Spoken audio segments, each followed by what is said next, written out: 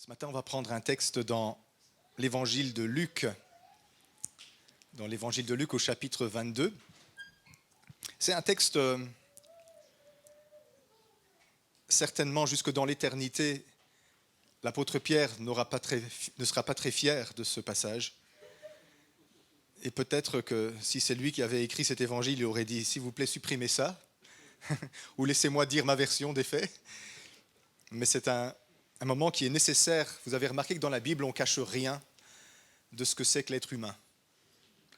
Le beau et l'horrible, tout y est. Luc 22, 28 à 35. Mon titre ce matin, c'est « Criblé comme le blé ». Jésus dit « Vous êtes, vous, de ceux qui avez persévéré avec moi dans mes épreuves. C'est pourquoi je dispose du royaume en votre faveur, comme mon Père en a disposé en ma faveur, afin que vous mangiez et buviez à ma table dans mon royaume, et que vous soyez assis sur des trônes pour juger les 12 tribus d'Israël. Le Seigneur dit, « Simon, Simon, Satan vous a réclamé pour vous cribler comme le froment.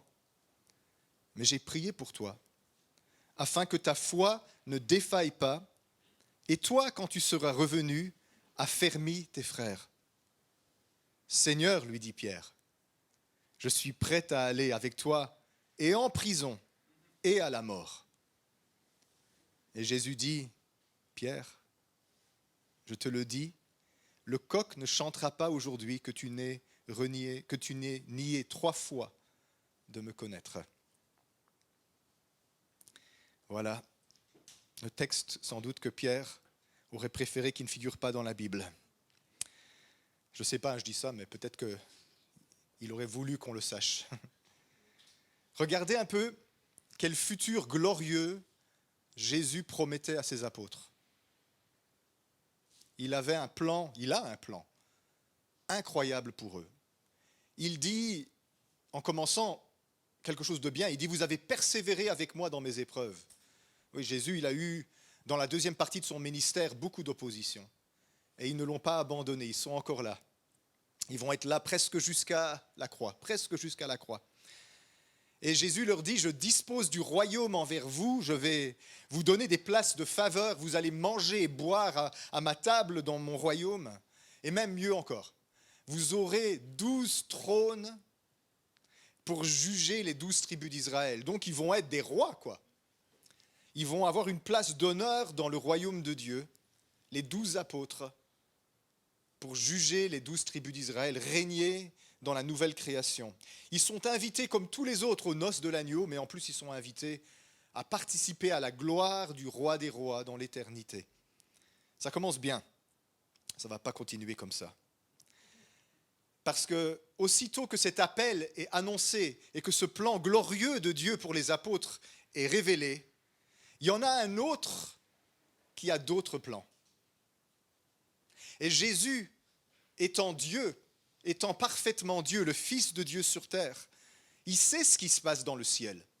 Et il dit aux apôtres, et surtout à Pierre, ce qui est en train de se passer dans le monde spirituel à ce moment-là. Et eux sont complètement bouchés à ça, fermés à ça. Ils ne savent pas ce qui est en train de se passer.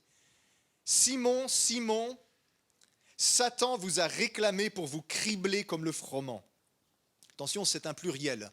Et ce n'est pas un pluriel de forme polie comme en français. C'est un pluriel parce que Satan n'a pas réclamé que Pierre. Il a réclamé les 12. Réclamer.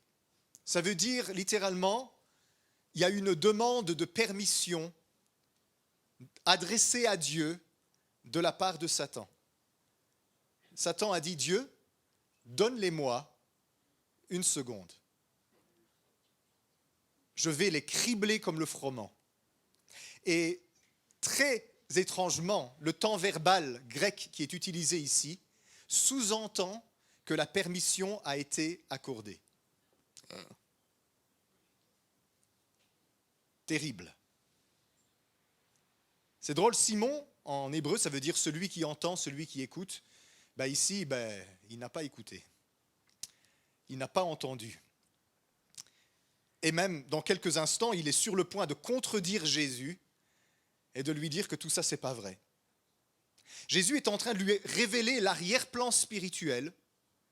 Il lui révèle le projet de Dieu glorieux pour l'éternité, mais avant d'y arriver, il va y avoir du sport. Il va y avoir la fête, et ça va être ta fête. Ça va être dur, Pierre. Ça va être dur parce que s'il y a une promesse de Dieu, il y a quelqu'un qui va essayer de s'y opposer et de vous détruire. Satan vous a réclamé pour vous cribler comme le blé. Ça va chauffer, Pierre. Ça va chauffer. Ça me fait penser à cet épisode dans le livre de Job où on voit Satan se tenir devant Dieu et dire allez, laisse-moi quelques secondes avec lui. Tu vas voir que ça va mal tourner. Ouais, il te sert, il t'aime, ce Job-là, je sais bien, mais c'est seulement parce que tu le protèges et que tu le gardes. Si tu me donnes 5 minutes avec lui, tu vas voir, il va te renier, il va te maudire en face. Et avez-vous vu dans l'Écriture, je ne sais pas si ça vous scandalise comme moi, mais Dieu dit oui. Ici, le texte grec sous-entend que Dieu a accordé à Satan la permission de cribler les apôtres comme le froment. Terrible. Seigneur, pourquoi est-ce que tu permets ça? Alors, une chose est rassurante quand même, en commençant. Il a besoin de demander la permission, le diable. Ce qui signifie que tout ce qui arrive dans notre vie, qui est l'attaque de Satan contre nous, est contrôlé par Dieu et mesuré par Dieu, et il ne peut pas aller au-delà de ce que Dieu lui permet de faire. Martin Luther disait que Satan était comme un chien enchaîné, et il ne peut pas aller plus loin que le bout de sa chaîne. Jésus a toute autorité sur le diable. Mais oui, mais alors, pourquoi est-ce que tu le laisses faire? Pourquoi? Qu'est-ce qu'on a fait au bon Dieu pour mériter ça? Criblé comme le froment. Ce n'est pas juste des petites calottes. Vous avez peut-être déjà vu ces scènes agricoles où on voit un agriculteur qui crible le blé, qui crible le froment. Ça veut dire qu'on le passe au crible. C'est un acte violent, ça. C'est un acte où il y a une séparation qui s'opère. Je ne sais pas si vous savez ce que c'est que la balle. La balle, c'est la pellicule qui enveloppe le grain de blé. Généralement, quand on l'enlève, on s'en sert pour le fourrage des animaux ou pour autre chose, pour faire de l'engrais ou des choses comme ça. Mais c'est le grain de blé qu'on veut. Et on ne va évidemment pas passer notre temps à décortiquer chaque grain de blé individuellement. Alors on met tout le grain de blé qu'on a moissonné dans le crible. Dans la haute antiquité, on le battait même. On le battait avec un coup, avec des coups, pour faire tomber la balle, et le vent emporte la balle. Dans notre passé plus proche, on utilise une sorte de tamis, un crible. C'est un peu moins violent que dans l'Antiquité. Et les apôtres, ils sont sur le point, avec toutes leurs belles promesses, de passer un sale quart d'heure avec la permission du Seigneur. Et Dieu empêche que Satan aille trop loin. Mais quand même, on doit quand même se poser la question. Pourquoi permets-tu ça, Seigneur? Et Jésus lui dit, mais j'ai prié pour toi. Heureusement. Merci Seigneur de prier pour nous. Mais la question peut se poser tout aussitôt. Pourquoi n'as-tu pas prié qu'on... Tu as prié pour nous, mais pour qu'on ne défaille pas et qu'après on se relève. Pourquoi tu n'as pas prié pour que tout ceci nous soit épargné? Puisque tes prières sont toujours exaucées, Seigneur, pourquoi tu pries comme ça?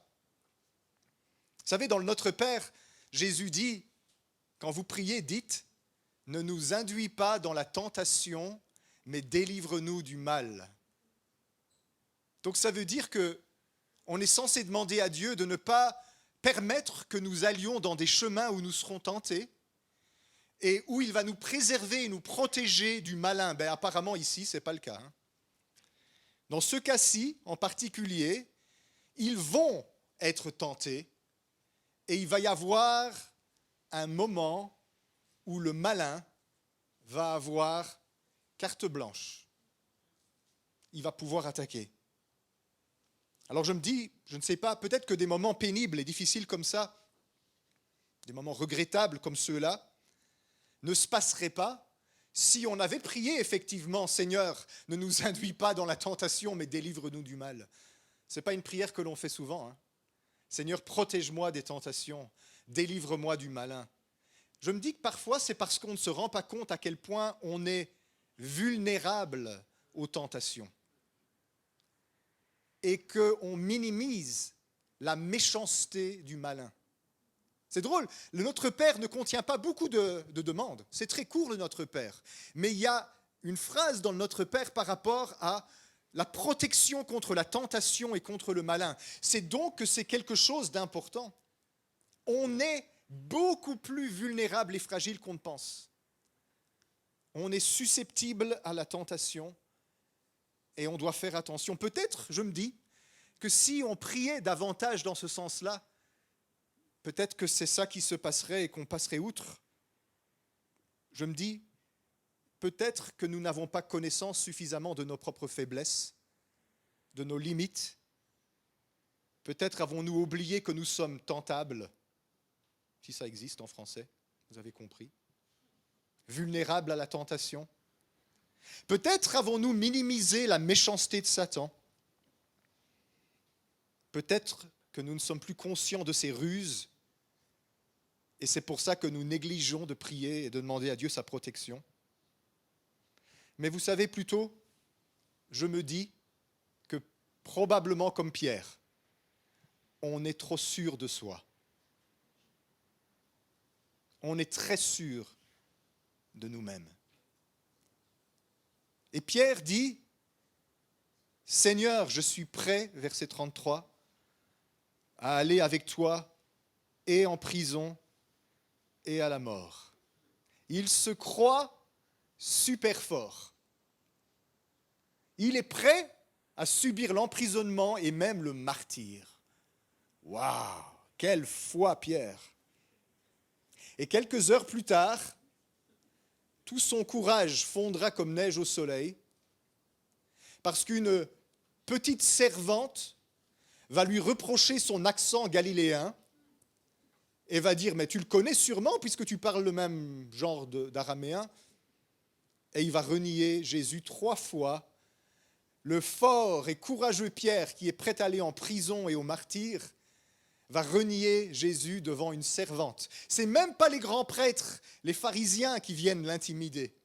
Ils sont tellement occupés à saillir Jésus, ça y est, on l'a celui-là, qu'il ne dérange même pas. Pierre n'est même pas en danger, vous savez. Il n'est pas en danger. Mais son courage n'a pas tenu longtemps. Dans la vie chrétienne, les amis, il y a des moments glorieux, des temps heureux, des temps de révélation où nous sommes capables du meilleur, où nous vivons dans la gloire et dans la révélation. Vous vous souvenez de l'apôtre Pierre, quelque temps auparavant? Il avait reçu une révélation de Dieu au sujet de Jésus. Il a dit « Tu es le Christ, le Fils du Dieu vivant ». Et Jésus lui a dit « Tu es heureux, Simon, fils de Jonas. Car ce ne sont pas la chair et le sang qui t'ont révélé ça, mais c'est mon Père qui est dans les cieux qui t'a révélé ça. » Pierre, waouh! Vous avez vu les gars? Vous disiez que c'était Jérémie, vous disiez que c'était un des prophètes. Moi, je sais. Le Père m'a montré qui était Jésus. Et Jésus lui-même, il m'a félicité.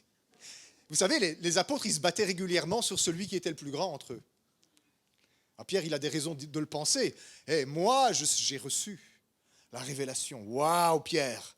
Quelle gloire et quelle révélation tu as, Pierre! Mais dans la vie chrétienne,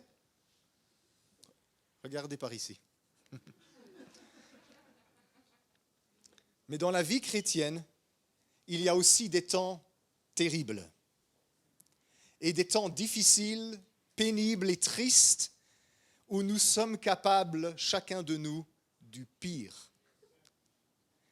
Et où malheureusement, ce n'est plus les félicitations de Jésus que nous recevons, mais c'est les attaques et les accusations de l'adversaire. Simon, Simon, Satan vous a réclamé pour vous cribler comme le froment. Donc Jésus est en train d'avertir les apôtres sur la météo spirituelle du moment. Je ne sais pas si vous regardez, moi je ne regarde plus la météo parce que on ne peut pas s'y fier. Ils ne savent même pas dire 2 heures à l'avance souvent comment ça va être. Mais vous savez, dans le monde naturel, il y a un climat. Et ce n'est pas une révélation qu'on commence à entrer dans l'hiver et qu'il fait froid. Il y a des saisons naturelles et il y a des saisons spirituelles. Et dans le monde spirituel, il y a aussi des saisons et des météos, si je peux le dire ainsi. Des temps où tout va dans le sens de l'Église. Et il y a des temps où l'Église, elle est sous la croix et tout va contre elle. Des temps où les anges de Dieu semblent avoir le dessus, des temps où ce sont les mauvais esprits qui semblent avoir le dessus. Dans le monde spirituel, il y a des temps difficiles parfois. Ici, c'est un temps où l'accusateur a réclamé les apôtres pour les passer à tabac. Si vous n'avez pas encore compris que le temps que nous traversons de par le monde en ce moment est un temps semblable à celui-là, ouvrez les yeux. C'est un temps difficile. Il va y avoir un temps immensément plus glorieux après. Si on regarde un peu le futur, parce que nous, on a le bonheur de connaître le futur, étant donné qu'on a vu la suite. Vous avez lu comme moi la suite du livre, j'espère. Vous n'êtes pas arrêtés à ce moment-là. Il va y avoir la Pentecôte, il va y avoir des milliers de conversions, il va y avoir le Pierre qui fait des miracles, qui prêche l'évangile aux païens, qui fait entrer les païens, vous et moi, dans l'alliance. Waouh, il va y avoir la gloire. Mais là, c'est l'heure des ténèbres, Jésus a dit. C'est le moment où l'adversaire peut faire peser sa rébellion contre Dieu sur l'Église. Dans ces temps-là, il faut se rappeler que Dieu a le contrôle et que le diable ne peut pas aller au-delà des limites que Dieu lui impose. Et il faut se rappeler aussi, les amis, quelque chose de très important. Tout concourt au bien de ceux qui aiment Dieu, même les attaques de Satan. Je le dis parfois, mais je le dis de manière humoristique, mais quelque part, il y a une vérité derrière. Quand cet univers sera terminé et qu'on sera assis avec Abraham, Isaac et Jacob en train de boire du bon vieux vin que Dieu a préparé depuis la fondation du monde et manger des viandes pleines de moelle, dit la Bible. Il n'y a pas de place pour les véganes là-haut. Il y aura peut-être des légumes, peut-être, allez. Vous savez, il y aura quelqu'un qu'on pourra remercier, auquel on n'aurait jamais pensé dire merci, c'est le diable. Parce que tout le mal qu'il nous aura fait, Dieu l'aura transformé en bien pour nous bénir. Et toutes les attaques qu'il nous aura fait subir n'ont fait que nous rendre plus forts. Et toutes les saletés et les crasses qu'il a manigancées contre nous, n'auront fait en fin de compte que nous bénir, nous enrichir et nous faire prospérer. On lui dira « Merci beaucoup, tu as finalement fait l'œuvre de Dieu sans le savoir ». La Bible, elle dit que Satan fait une œuvre qui le trompe. Il se tire une balle dans le pied chaque fois qu'il t'attaque. Et vous savez pourquoi ? Vous pouvez rire dans la face du diable parce que Dieu lui-même rigole. Dieu, il est assis sur son trône et il est souverain, il gère ces choses et il rit devant ses ennemis. Qu'est-ce que vous pensez faire avec toutes vos histoires ? Je vais tout retourner contre vous et en faveur de mes enfants. Dieu rit des manigances, des ruses, des stratagèmes, des puissances des ténèbres qui se liguent contre Christ, contre son Église, contre son peuple. Dieu dit, tout ça, vous allez voir, finalement, ça va se transformer en bien. Dieu est capable de faire ça. Dieu est capable d'utiliser les armes de l'ennemi contre l'ennemi. La plus grande victoire de Satan, certainement, qu'il met dans son CV à la première ligne quand il cherche un travail, j'ai tué le Fils de Dieu. Ah, oui. C'est plutôt dans la rubrique défaut que tu devrais mettre ça parce que c'était ta plus grande défaite. Le moment où tu as cru gagner, c'est le moment où tu as le plus perdu. Tu as perdu ton arme. L'accusation que tu faisais peser sur les enfants de Dieu, tu l'as perdue à la croix, pensant gagner. N'ayez pas peur de Satan. Il peut vous faire ce qu'il y a de pire dans son répertoire. Dieu l'empêchera d'aller trop loin. Et le seau se retournera sur le cochon et il ne gagnera pas. Alors on doit se dire, mais Seigneur, puisque de toute façon Satan, tout ce qu'il fait, ça va servir à rien, il va perdre, pourquoi est-ce que tu permets des temps comme ça et des temps où la terre souffre autant qu'elle souffre aujourd'hui? Les églises souffrent, les églises sont divisées, c'est incroyable comme les chrétiens sont tournés les uns contre les autres pour des sottises. C'est étonnant. Dieu dit, je permets que vous soyez criblés comme le blé pour séparer la balle du grain dans les vies. Et quelque part, si Dieu ne permettait pas des temps comme cela, eh bien on resterait là avec le mélange dans nos vies. Alors j'entends vos questions, j'entends votre souffrance. Pourquoi, Seigneur? Pourquoi ça m'arrive? Qu'est-ce que j'ai fait au bon Dieu pour mériter ça? Pour que Satan me crible et m'attaque ainsi? Si c'est Satan qui attaque, faisons une réunion de prière pour le chasser. Jésus dit non, j'ai déjà fait la réunion de prière. J'ai déjà prié pour toi. Ah Seigneur, si tu as prié pour moi, ça va aller alors. Il va partir. Pas tout de suite. Il va te cribler un petit peu. Mais j'ai prié pour que ta foi ne défaille pas. Et quand tu seras revenu à moi, je vais t'utiliser grandement pour encourager les autres. Non. Je ne veux pas de ça, moi, Seigneur. Et revenir à toi? Mais je ne suis jamais parti. J'ai toujours été là, Seigneur. Moi, je suis là avec toi. Et le Seigneur dit, Pierre, tu ne te rends pas compte des choses qui sont en train de se passer au-dessus de ta tête, mais aussi dans ton propre cœur. Pierre dit, je suis prêt à aller avec toi en prison et à la mort. Jésus lui dit, mais si Pierre, tu es parti. Tu es peut-être là physiquement, Pierre, mais ton cœur n'est pas à la bonne place. Tu t'appuies sur tes propres forces et tu te crois indestructible. Pierre, ce n'est pas de la foi, c'est de la présomption ce que tu as. Pierre, ce n'est pas de la foi, c'est du déni de la réalité que tu as. Et si vous êtes attentif à ce qui se passe dans le monde chrétien en ce moment, on fait passer le déni de la réalité et la présomption pour de la foi. Et beaucoup de personnes vont vous reprocher de ne pas avoir la foi parce que vous n'êtes pas dans le déni de la réalité.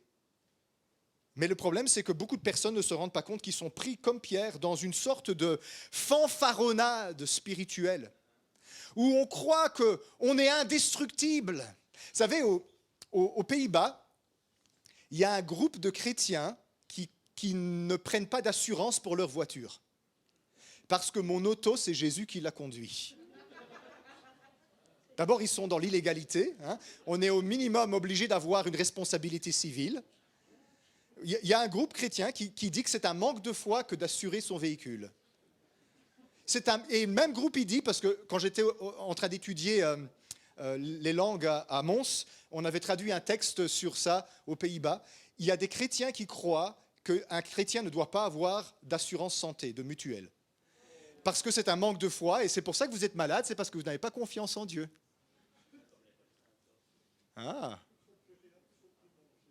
Eh bien, Moi, je pense, les amis, que ça, c'est pas de la foi. Ça, c'est de la présomption. Ça, c'est un déni de la réalité.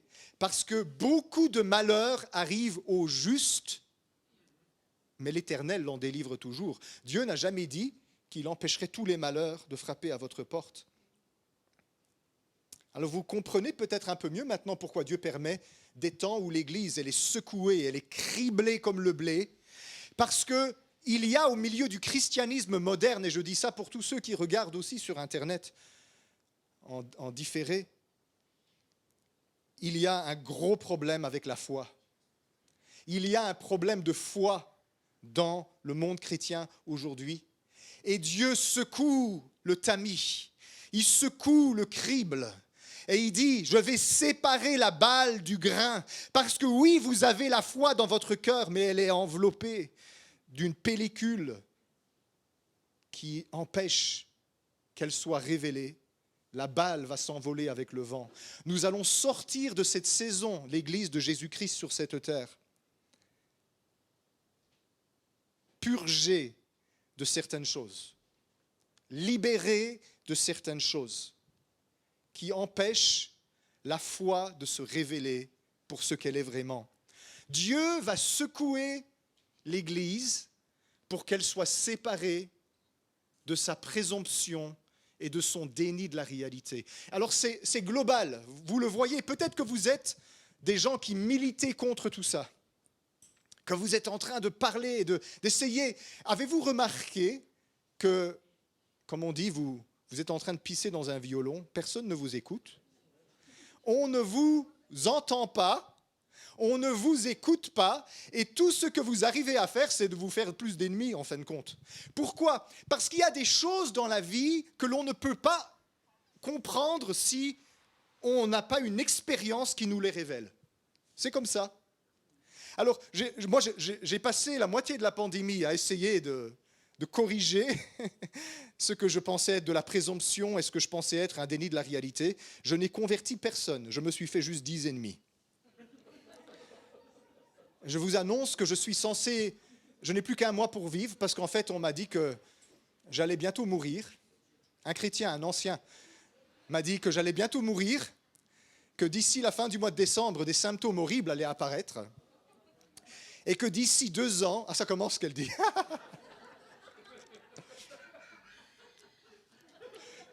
Et que d'ici 2 ans, je ne serai plus là. Si vous regardez sur Internet, cher ami, je le dis avec humour. Je serai encore là dans 2 ans. Dieu voulant. Seigneur, ne me reprends pas pour qu'il ait raison, quoi. Voilà. Après, tu peux me reprendre, dans 3 ans. Voilà. Mais ce genre de propos, on l'entend souvent. J'ai plusieurs de mes amis pasteurs à qui on a dit la même chose. Et pire que ça, parce que comme de toute façon je vais mourir, je vais paraître devant Dieu et j'aurai des comptes à rendre devant le Créateur d'avoir induit autant de personnes dans l'erreur. Ouh. Eh ben, merci pour l'encouragement. Je me sens mieux. Oui, mes amis, il y a un véritable déni de la réalité et une présomption, une fanfaronnade qui se fait passer pour de la foi à notre époque. Jamais je ne tomberai malade. Dieu me protège parce que je récite tous les soirs le psaume 91. C'est un psaume magnifique, le psaume 91. Mais je ne suis pas sûr que ça fonctionne comme une prière de conjuration du mauvais sort. Psh, psh. Jamais rien de grave ne m'arrivera. Et vous savez ce que j'ai remarqué, parce que moi j'ai de la compassion, je ne veux pas me moquer des gens qui sont comme ça. J'ai remarqué qu'en fait ils disent ce genre de choses-là, pas parce qu'ils ont la foi, mais parce qu'ils ont peur. La conjuration, les prières de conjuration du mauvais sort prennent leur racine non pas dans la confiance en Dieu, mais dans la peur du malheur. Et je pense que mes formules et la Bible, où je vais chercher mes formules, va me permettre de repousser les vampires qui sont là dehors. Ben alors, munis-toi d'eau bénite et de gousses d'ail, parce que ton utilisation de la Bible est du même acabit. Ça ne fonctionne pas comme ça. Et plusieurs qui le croyaient parmi mes connaissances sont maintenant décédés. Ça n'a pas fonctionné. La foi, vous voyez, elle ne dit pas « jamais rien ne m'arrivera ». Parce que le Seigneur empêchera toutes les épreuves de la vie, parce que tous les jours, je me couvre du sang de Jésus. Ce n'est pas la foi, ça. Ça, c'est de la peur. La foi, elle dit plutôt « quoi qu'il arrive, le Seigneur sera toujours à mes côtés. Il me soutiendra et il me fera traverser toutes les épreuves de la vie. » Ça, c'est autre chose. Alors parfois, nous n'avançons pas dans notre vie spirituelle parce que la balle étouffe le grain de blé. Et Dieu doit secouer. Il ne le fait pas par méchanceté ou par cruauté. Il doit secouer. Nous sommes dans une saison où la planète est secouée pour que tout ce qui peut tomber tombe.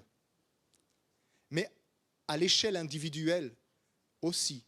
Tantôt l'un, tantôt l'autre. Réjouis-toi si tu as la paix et que tout va bien pour toi en ce moment. Ce n'est pas le cas de tout le monde, je peux vous le dire, j'entends. Il y a beaucoup de personnes qui sont secouées comme un prunier, comme jamais dans leur vie. Et tout ce qui doit tomber, tombe. Tout ce qui est balle doit tomber et être éliminé par le crible. Internet, si c'est de ça que vous vous nourrissez, est rempli de balles. De spiritualité à 2 balles aussi.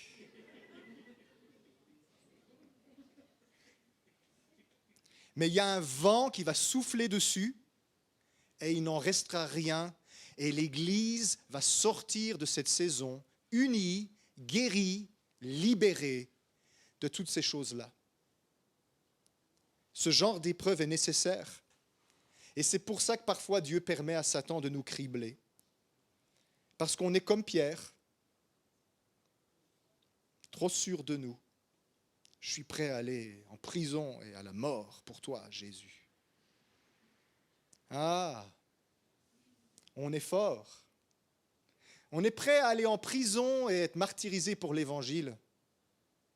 Et quand quelqu'un a oublié de nous dire bonjour, ou quelqu'un s'est assis à notre chaise, on s'effondre comme des bébés et on fait la guerre. Ça, c'est nous. Tellement sûrs de nous, tellement forts. Que d'hommes et de femmes de Dieu. Waouh! On a besoin d'un moment où Dieu nous met les yeux en face des trous, comme on dit. On dit, regarde, je t'aime, mais tu te fais des illusions. Pierre, je te le dis, 34, le coq ne chantera pas aujourd'hui que tu niais 3 fois de me connaître. Ça me rassure tellement. Dieu connaît nos défaillances futures. Et ça ne l'a pas empêché de nous appeler. Il n'est pas surpris que tu as foiré, que tu es tombé. Il n'est pas surpris que tu as fait des bêtises. Il le savait pertinemment bien. Et comme ici c'est un cas, il aurait pu te dire toutes les autres aussi, parce que Pierre n'était pas à sa dernière frasque, vous savez. À un moment donné, il va se faire reprendre pour son hypocrisie par l'apôtre Paul plus tard dans les Épîtres. Vous vous souvenez? Dieu sait ce dont nous sommes faits et il nous aime comme un père aime ses enfants. Et il ne nous rejette pas et il ne nous abandonne pas parce qu'il sait quel avenir nous avons devant nous et toutes les bêtises que nous allons encore faire. J'espère que ce n'est pas une révélation. Vous allez encore commettre beaucoup de bêtises avant que ce monde se termine. Et si vous avez des doutes à ce sujet, venez parler, on va discuter. Nous allons encore faire beaucoup de stupidités et de bêtises, d'erreurs et d'horreurs avant que toutes les choses qui nous concernent soient terminées. Mais Dieu, il est solidaire et il dit « Je suis avec toi pour l'éternité ». Inconditionnellement, à travers tes plus hautes montagnes et tes plus profondes vallées, je vais t'accompagner et mon amour ne va jamais changer pour toi. Je sais tout ça J'ai déjà tout racheté. À la croix, je n'ai pas payé le prix de tes péchés passés, j'ai payé le prix de toute ta vie entière. J'ai racheté l'entièreté de ton passage sur cette terre, avec tout ce que cela contient. Nos chutes ne font pas changer d'avis celui qui nous connaît depuis la fondation du monde. Alors, c'est un temps difficile et ça ne va pas être facile pour nous, les amis. Mais on va sortir victorieux de cette saison. Et l'Église va s'en trouver plus glorieuse encore. J'en suis persuadé. Nos vies, personnellement, chacun pour soi, vont être criblées, mais nous allons sortir victorieux. Parce qu'il dit, j'ai prié pour toi, afin que ta foi ne défaille point, et quand tu seras revenu à moi, affermis tes frères. Jésus prie pour toi. Nous avons un intercesseur parfait dans le ciel. Je ne sais pas si vous êtes comme moi. Est-ce qu'il y a des fois où vous avez du mal à prier et vous ne savez pas quoi prier? Il y a des temps où on sait tout ce qu'il faut prier, où on pense savoir. Et il y a des temps où on ne sait plus comment prier. On a quelqu'un qui prie pour nous dans le ciel. Et c'est toujours selon Dieu qu'il prie. Et toutes ses prières sont exaucées. Il s'appelle Jésus-Christ. L'intercesseur par excellence. Ma victoire et ta victoire ne dépendent pas de notre intercession. Notre victoire ne dépend pas de l'intercession fidèle du groupe d'intercession. Parfois, on fait reposer sur le groupe d'intercession une culpabilité indue quand quelque chose arrive et on leur dit « vous n'avez pas prié assez ». J'ai entendu plusieurs fois des paroles qui vont dans ce sens-là. « Ah, vous n'avez pas prié assez, regarde maintenant ». Non, ils font de leur mieux, comme toi tu fais de ton mieux. Mais de toute façon, on a un grand prêtre qui prie pour nous et qui fait 99,9999999% du travail de la prière, infiniment neuf, à tel point que la collaboration que nous pouvons avoir avec lui, c'est 0, infiniment 0, et un 1 là-bas au loin, à l'infini, qu'on n'arrive jamais à atteindre. Il est capable de nous porter et de prier pour nous. Et ça me rassure. Quand je ne sais plus prier, quand je ne sais pas quoi demander, quand j'ai tout essayé et que rien n'a fonctionné, quand toutes les personnes à qui j'ai demandé de prier ne savent pas comment prier, ou prient mal, ou ne prient pas. Vous savez, les formules de politesse, oui, je prierai pour toi, mais c'est pas vrai. Il y en a un qui est fidèle et qui prie. Quand mon intercession fait plouf, quand nos intercessions font plouf, il y en a un dont l'intercession est solide pour l'éternité. Il y a des fois, il y a des gens qui prient pour moi et j'ai envie de leur dire, s'il te plaît, arrête de prier pour moi. Parce que ta prière, c'est pas ça. En ce moment, il y a quelqu'un qui m'a dit qu'il priait pour moi, pour que je me repente de m'être fait vacciner. Bon, je ne peux pas me repentir, c'est trop tard. Arrête de prier pour moi. Ça ne sert à rien, cette prière-là. J'ai un intercesseur dans le ciel. Peut-être qu'en ce moment, le diable t'accuse. Peut-être que tu es chargé. On a parlé de plusieurs personnes dans l'Église qui marchent avec des poids très lourds sur leur dos. Il y en a un qui prie pour vous et qui dit « Venez à moi, vous qui êtes chargés et fatigués. Je vous donnerai du repos. » Peut-être que ton fardeau de prière est trop lourd et Jésus dit « Arrête, arrête. Donne-moi ce fardeau de prière, je vais le porter. » Jésus porte tous nos fardeaux, y compris notre vie de prière qui est parfois impossible à porter parce qu'on ne sait même pas comment prier. Et si vous n'avez jamais traversé des temps comme ça, vous en aurez dans votre vie. Ou vous êtes là devant Dieu et vous ne savez pas quoi dire parce que Vous avez épuisé tout ce qui est humainement possible. Vous n'avez plus d'idée de comment prier. Et vous êtes là dans le silence à regarder le plafond. Et Jésus dit, ne t'inquiète pas, je porte ton fardeau. Je prie pour toi. Je combats pour que tu n'aies plus besoin de combattre. Laisse-moi faire. Tu es arrivé au constat que tu es au bout du rouleau, c'est très bien. Maintenant, tu vas pouvoir voir ma puissance. Je suis capable de te porter à travers toutes ces détresses-là. Ça ne dépend pas de toi. Il y a quelqu'un qui m'a dit, Dieu n'est pas content avec moi parce que ça fait 15 jours que je ne lis plus la Bible. Et je dis, mais pourquoi tu ne lis plus la Bible? J'arrive plus, je ne suis pas bien, je suis mal. Est-ce que vous pensez vraiment... Allez, je ne retire rien à ce qu'on a dit dans les paroles. Oui, il faut lire la Bible. Oui, c'est bon de lire la Bible. Est-ce que vous pensez que votre salut dépend de votre lecture de la Bible? Alors vous n'êtes pas plus avancé que certains témoins de Jéhovah qui pensent que leur salut dépend du porte-à-porte qu'ils font. Combien de chapitres il faut lire pour être sauvé? Est-ce qu'une feuille du calendrier c'est suffisant ou il faut lire 5 chapitres? Et puis avec quel degré de concentration? Parce que y a des fois on lit la Bible et notre cerveau est... Il faut tout recommencer. Il y a des gens, ils pensent qu'en lisant la Bible, ils s'acquièrent des mérites pour aller au ciel. Une fois, j'ai demandé à une personne, comment va ta vie spirituelle? Ça va. Je dis, mais ça va pas, je vois bien que tu vas pas bien. Dis-moi. Si ça va, je lis ma Bible tous les jours et je fais ma prière. Ça, ce n'est pas une preuve que ça va. Tu peux lire ta Bible tous les jours et faire un moment de prière et ça ne veut pas dire que ça va.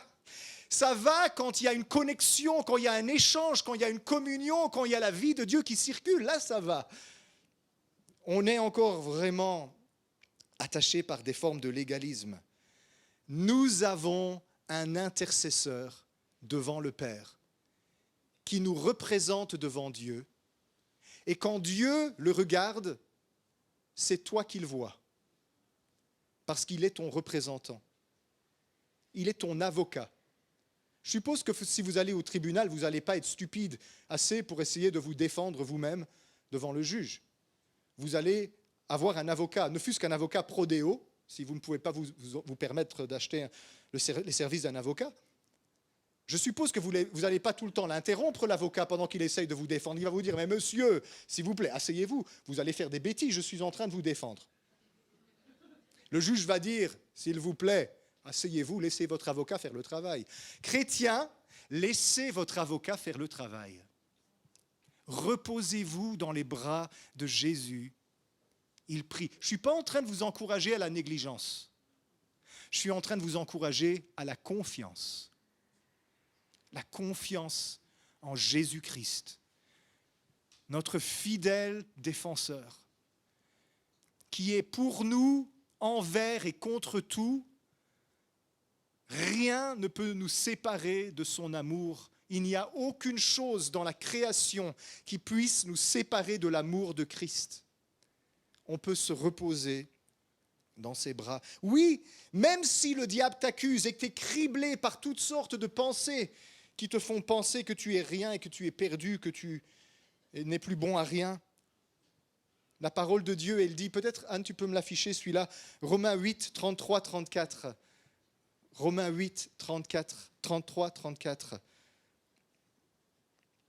C'est peut-être un parti pris de ma part, mais c'est un des plus beaux passages de toute la Bible. Romains 8, 33, 34.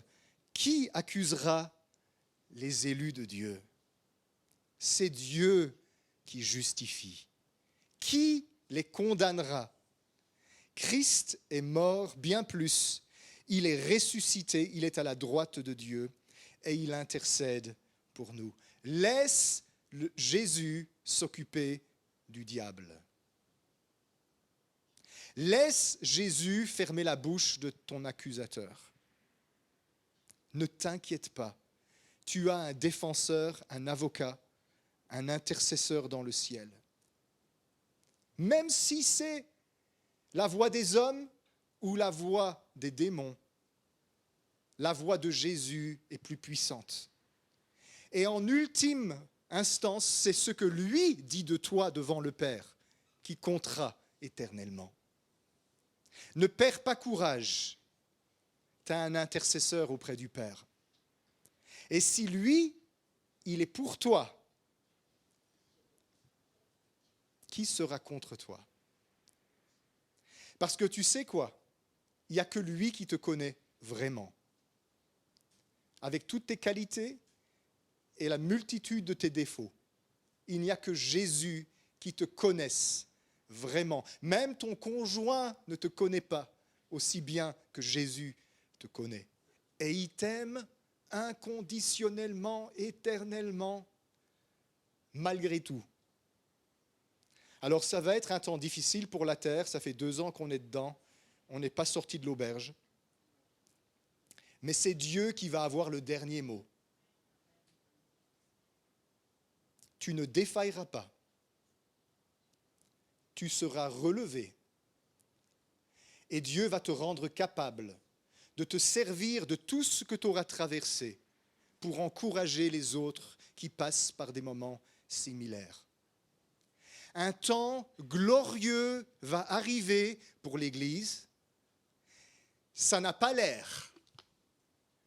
Quand on regarde les choses comme elles sont actuellement, on dirait que, comme beaucoup de gens le disent sur les réseaux sociaux, c'est la fin du monde. Écoutez, je ne prétends pas être un devin ou un grand prophète, mais je sais qu'il se trompe. Maintenant, vous verrez, ce n'est pas la fin du monde. Tout le monde a toujours cru à son époque que c'était la fin du monde. Ce n'est pas la fin du monde, c'est un temps de criblage planétaire au travers duquel la gloire de Dieu va éclater dans son Église comme jamais auparavant. Et il va y avoir un temps de visitation et de prospérité pour l'Église de Jésus-Christ sur cette terre, parce que la mission de l'Église n'est pas encore achevée. Elle a avancé, mais elle n'est pas terminée. Et cet évangile du royaume va aller jusqu'aux extrémités de la terre pour que toutes les nations soient évangélisées. Et c'est alors que viendra la fin. Non, ce n'est pas la fin du monde. C'est un moment de souffrance pour la terre et pour les chrétiens individuellement. Mais la gloire de Dieu va éclater au travers de ces temps-là. Et tout ce que Dieu vous dit de faire, écoutez, je ne prophétise pas souvent, c'est de serrer les dents, de vous accrocher, parce que Dieu va triompher au travers de toutes ces choses. Serrez les dents, ne lâchez pas prise, gardez vos yeux fixés sur notre intercesseur dans le ciel, Jésus-Christ le juste, qui a triomphé du monde et des démons et qui nous portera jusqu'à la fin. Ne lâchez pas prise. Il y en a plusieurs, vous désespérez dans vos prières, parce que les choses, au lieu de s'améliorer, empirent et empirent et empirent. Les ténèbres sont toujours les plus épaisses avant l'aurore. Et c'est le temps où la vraie foi va se révéler, parce que c'est facile, quand on est dans la vague montante d'un réveil, de dire Dieu est en train de faire quelque chose. Ça va être la gloire. Non, les vrais prophètes, ils parlent quand on ne voit rien. Ou plutôt quand on voit l'inverse. Ce ne sont pas des prophètes qui vous disent c'est la fin du monde, c'est la marque de la bête. Van Letem, c'est ça? C'est l'antichrist.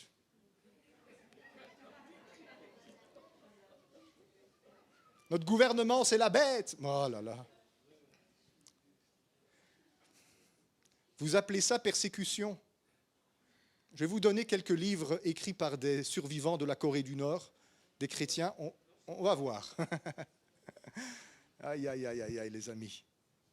Ce n'est pas la fin du monde et ce ne sont pas des prophètes qui vous disent ça. Ce sont des constatateurs qui regardent la société et qui décrivent ses malheurs. Dans les Écritures, remarquez et relisez, les prophètes sont toujours à contre-courant de l'opinion ambiante.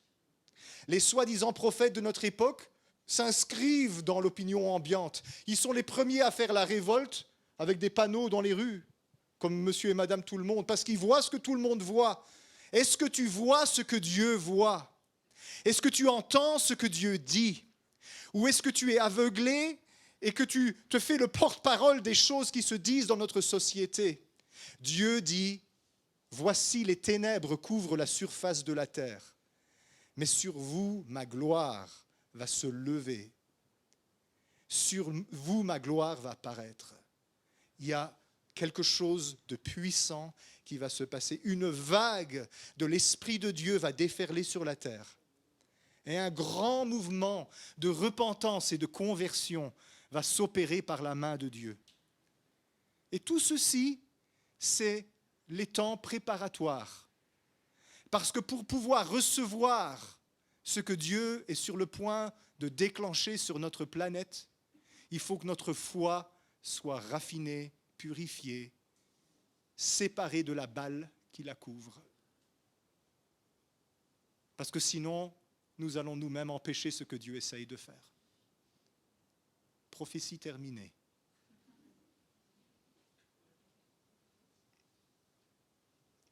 Tiens bon. Tu n'es pas tout seul. C'est un refrain que j'entends. Je me sens tout seul. J'ai l'impression que je suis ciblé, qu'il n'y a personne avec moi. Beaucoup traversent des temps difficiles. Parlons ensemble. Parlez avec vos amis, pas ceux qui vous tirent vers le bas, ceux qui vous tirent la tête hors de l'eau et qui vous disent « Allez, Dieu est avec nous, on va tenir ensemble. » Venez aux réunions de prière. Je crois que Dieu, il l'a dit suffisamment aujourd'hui pendant la louange. C'est le moment de se serrer les coudes et de s'attendre à Dieu en attendant que la tempête passe et que ce que Dieu était en train de faire paraisse. Ça va être génial, ça va être glorieux. Laissons-nous préparer par Dieu. Amen.